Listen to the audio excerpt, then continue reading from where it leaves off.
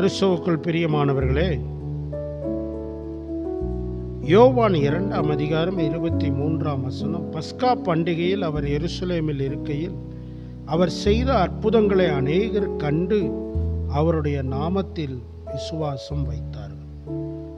பிரியமானவர்களே, யூதருடைய பண்டிகையில் ஒன்று பஸ்கா பண்டிகை. பொதுவாக யோவான் அந்த பண்டிகைகளை குறிப்பிடுகிறார். அப்படிப்பட்ட ஒரு பஸ்கா பண்டிகையின் போது, யூதர்களின் பண்டிகையிலே ஆண்டவராகிய இயேசு எருசலேமில் இருக்கிறார். எருசலேமில் இருக்கிற இயேசு சும்மா இருக்கல. இவர் கலிலேயா பகுதியைச் சேர்ந்த நாசரேத்தூர்காரரு. ஆனால் யூதேயாங்கிறது ஒரு வளம் நிறைந்த அல்லது பணக்காரர்களும் படித்தவர்களும் வாழ்கிற ஒரு பகுதி. அதோட தலைநகரம் எருசலேம். அந்த இடத்துல இயேசு அநேக அற்புதங்களை செய்தார் என்று நாம் பார்க்கிறோம். நீங்களும் நானும் எங்க இருக்கிறோங்கிறது முக்கியம் இல்லை. கடவுளோட கிரியை நம்ம கிட்ட வெளிப்படுதா? நம்ம வார்த்தையில தேவனுடைய கிரியை வெளிப்படுதா? நம்முடைய பார்வையில தேவனுடைய அன்பு வெளிப்படுதா? நம்முடைய பேச்சில் தேவனுடைய வார்த்தை வெளிப்படுதா? இது ரொம்ப ரொம்ப முக்கியமான ஒன்று. இயேசு அற்புதங்களை எல்லா நேரமும் வெளிப்படையாகவும் செய்யல, எல்லா நேரமும் மறைமுகமாகவும் செய்யல. சில நேரம் வெளிப்படையாகவும் சில நேரம் மறைமுகமாகவும் செய்தார். ஆனால் இங்கே என்ன வாசிக்கிறோம்? அவர் செய்த அற்புதங்களை அநேகர் கண்டு அவருடைய நாமத்தில் விசுவாசம் வைத்தார்.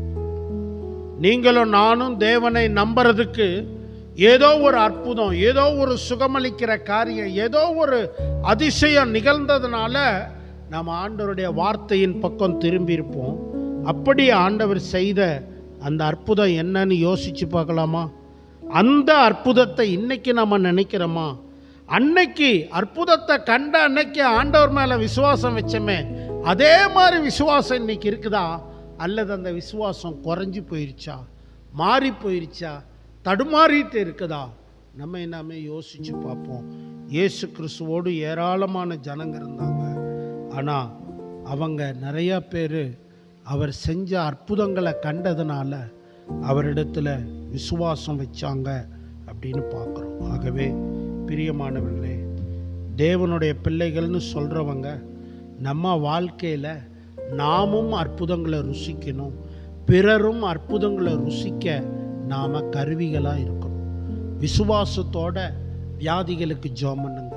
விசுவாசத்தோட பிசாசுகளை துரத்துங்க. விசுவாசத்தோட ஆண்டவருடைய நாமத்தினால மக்களுடைய நெருக்கடிகள், கஷ்டங்களை பார்த்து நேரடியாக பேசுங்க.